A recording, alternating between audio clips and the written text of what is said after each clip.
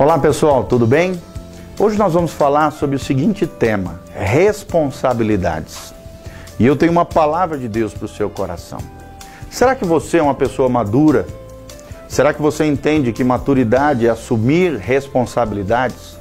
Quanto mais responsabilidades eu assumo verdadeiramente na minha vida e as pessoas percebem, eu e você, nós assumindo responsabilidades ao longo da nossa trajetória, mais maduros nós seremos do ponto de vista de Deus e da palavra de Deus na nossa vida.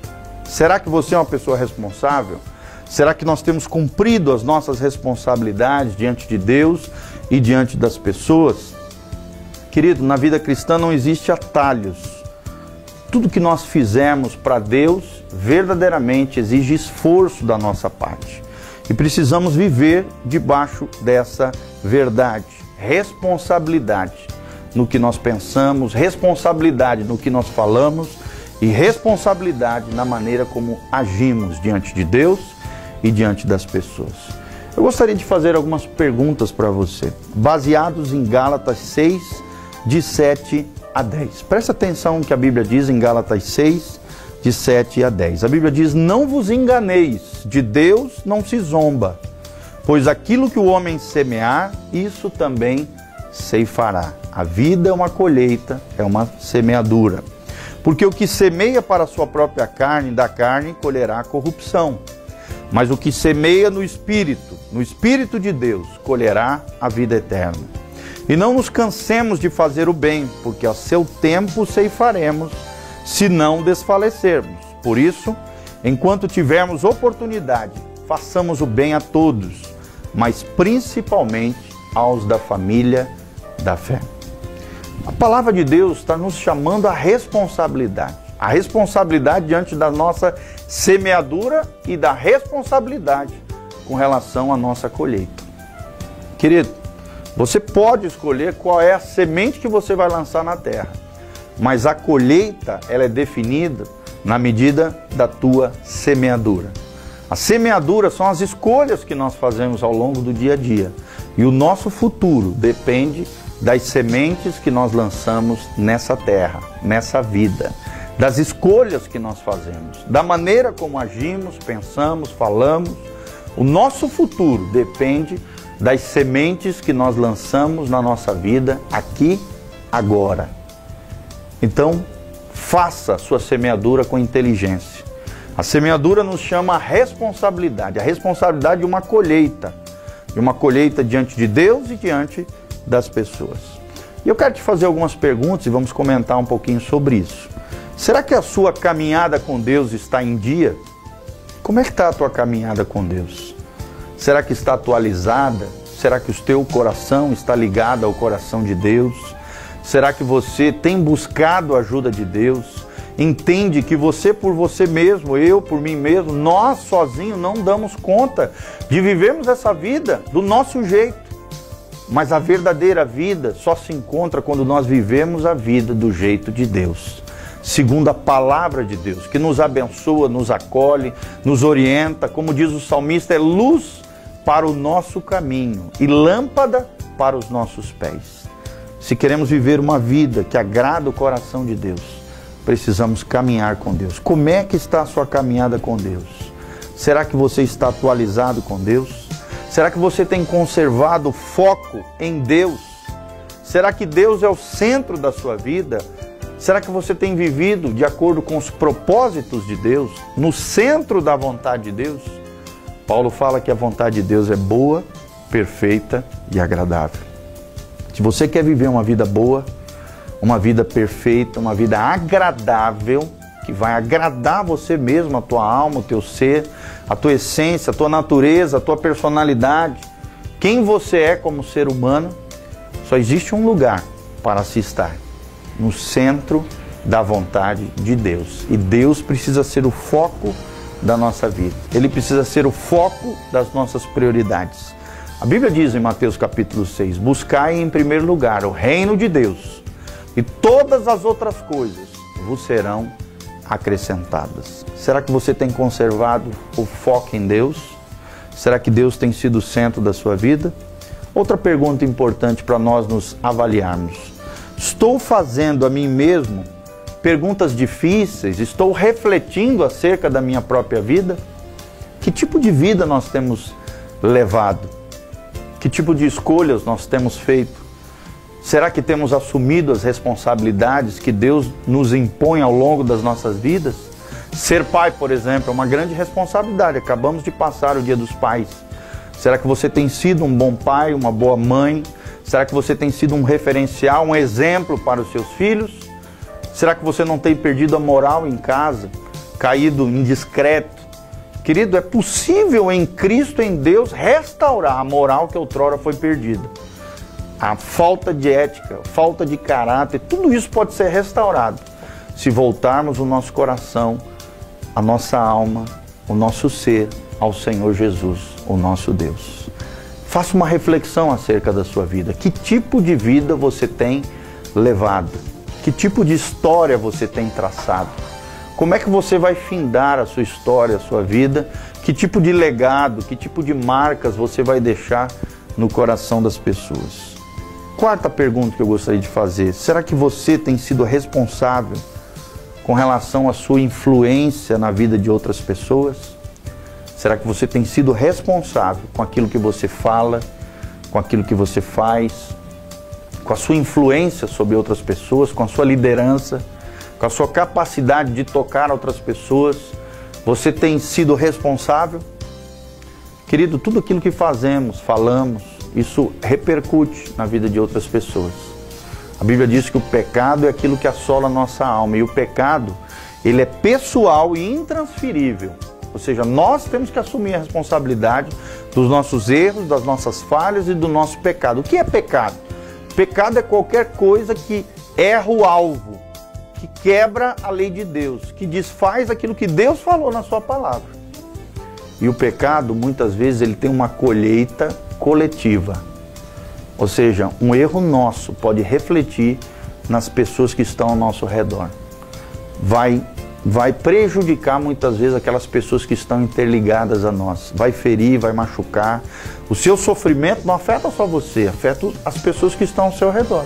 Por exemplo, o erro, de um pai de família pode afetar a mulher, os filhos, afetar toda a família. Claro que a responsabilidade do erro, da falha, do pecado é do homem, é ali do pai que errou, do pai de família que falhou. Só que a esposa e os filhos também vão sofrer. A colheita do pecado, muitas vezes, é coletiva e traz dor e traz sofrimento. Será que você tem sido responsável da sua liderança na sua casa, no seu trabalho, na sua empresa, das influências que você tem exercido nos outros? Será que você tem influenciado o outro de maneira positiva ou negativa? Que tipo de marcas nós temos deixado no coração das pessoas? Será que nós somos pessoas de crédito na praça? Pessoas que os outros ao nosso redor percebem integridade, coerência entre o falar e o fazer? Eu queria que você pensasse um pouquinho sobre isso. Outra verdade que nós aprendemos aqui e que eu queria te perguntar, e a mim também: será que eu estou sensível ao que Deus está falando hoje com relação às outras pessoas, com relação à igreja? Aquilo que Deus vem falando com você, querido, você tem ouvido a voz de Deus? Deus usa muitas vezes a nossa consciência. Muitas vezes Deus está falando, batelando, gritando na nossa consciência e nós não estamos escutando. Às vezes Deus usa a dor e o sofrimento para falar conosco. C.S. Lewis, numa das suas obras, ele nos diz, é um grande teólogo inglês, ele diz que a dor e o sofrimento muitas vezes é o megafone de Deus para chamar a nossa atenção. Quando Deus fala com você, você está ouvindo a voz de Deus? Quando Deus fala ao seu coração, você procura ouvir a direção, a orientação do Espírito Santo no seu interior, no mais profundo da tua alma? Você tem escutado a voz de Deus? Você tem aberto a palavra de Deus e falado para o Senhor: Senhor, fala comigo. Você tem se ajoelhado em oração, ou orado em pé ou deitado, e procurado falar com Deus, buscando a direção de Deus para a tua vida? Será que quando Deus fala com você para ajudar alguém, será que você ajuda? Será que você estende a mão amiga, o ombro, para que o outro chore, ou estenda um ato de generosidade diante da dificuldade do outro. Pense um pouquinho sobre isso. Será que, a outra pergunta que eu quero te fazer, será que eu não estou preocupado demais com a construção da minha imagem pessoal e esquecido a minha verdadeira essência, o verdadeiro valor que eu tenho dentro de mim mesmo? Hoje nós vemos que a nossa sociedade, ela valoriza muito a aparência, né? A estética, a beleza exterior, mas não valoriza a essência, o coração, aquilo que nós construímos aqui dentro. As verdadeiras riquezas, é o que a Bíblia chama de riquezas insondáveis, as verdadeiras virtudes humanas, os valores humanos, as qualidades intrínsecas ao ser humano, as qualidades que podem ser forjadas ao longo de uma vida. Querido, será que você tem valorizado mais o ter do que o ser? Mais o parecer do que ser? Como é que está a tua essência? Como é que está a tua pessoa? Como é que está o teu coração? Como é que está a tua personalidade, a tua essência, o teu ser, o teu verdadeiro eu? Quem é? Muita gente vive uma vida enganada, se auto-enganando diariamente, procurando criar para os outros uma imagem daquilo que ele não é. E isso é muito triste. Isso é horrível se viver dessa maneira, porque isso acaba te martirizando, te machucando e te ferindo de dentro para fora. Mude isso. Procure em Deus valorizar quem você é, de verdade, no teu interior. Que o teu coração seja sarado por Deus, curado pelo Espírito Santo de Deus e abençoado pelo Senhor a partir do momento que você caminhar com Deus, na presença do Senhor, buscando a sua palavra, orando, adorando, clamando a Deus, buscando a face do Senhor. Você, a tua casa, a tua família será transformada pelo poder de Deus. Jesus é a resposta para a tua vida. Jesus é aquele que pode transformar um vil pecador detonado, destruído, arrebentado, num santo regenerado, numa pessoa boa, honesta, sincera, íntegra, correta, um modelo e uma referência para essa sociedade corrompida que nós estamos vivendo. Deus quer mudar a sua história. Alinhe o seu coração com o céu. E que Deus abençoe a sua vida, a tua casa e a tua família. Lembre-se da semeadura que você está fazendo ao longo dessa vida, porque a colheita virá. E, como diz a palavra, aonde nós tivermos oportunidade, faça sempre o bem a todos, mas principalmente aos da família da fé, ou seja, aos nossos irmãos em Cristo, aos seres humanos que estão ao redor, a nossa família natural também, pai, mãe, esposo, filhos, aquelas pessoas que estão mais próximas de nós. Faça o bem a todos, faça o seu melhor dentro do possível e o impossível entregue nas mãos do Senhor. Que Deus te abençoe, que Deus derrame graça e unção sobre a tua vida. Visite-nos nas redes sociais. Nosso Instagram é Instagram @PRGil, PRGIO, PRGil. O nosso Facebook é facebook.com/betel.umuarama, betel.umuarama.